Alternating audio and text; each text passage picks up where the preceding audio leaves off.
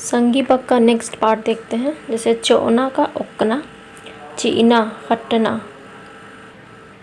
जोखर pillar, जन्म करम, झरा बोड़िया, झाड़ झूक टटका जम्बू, टूटना बचना, टूटना मतलब लिखना बचना पढ़ना, ढूकू ढरा ढेलका, पखना मतलब पत्थर होता है, पखना मतलब, तमकू चूना, ताका धुका, तली कुंजी, दई भट्टू, धूली चलकुर, धारे भोथर, नोड़ना मुझना, नोड़ना मतलब धोना होता है, नती नतकुर,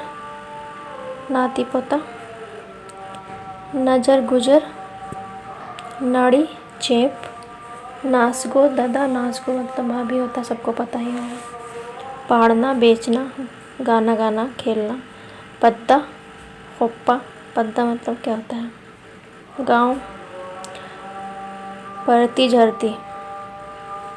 पक्सा बुसू, पैरी पुतबेरी, बेक मरचा, बीसना हेजना।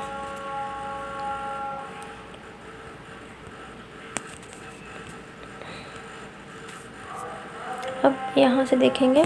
ठीक है। चीखना अलखना होगा, छिप्पा डूबा, जतरा सेंद्रा, झूड़ झड़, झूला पेंट, टेढ़ो मेढ़ो, टोड़ंग परता, डहरे बाट, ढोल नगड़ा, ढोला ढाक, तीना डिब्बा, ताची मामू, तीनी भंवरो, दाली मंडी, धूप धुवन, नाल टोंका, नलना तोकना,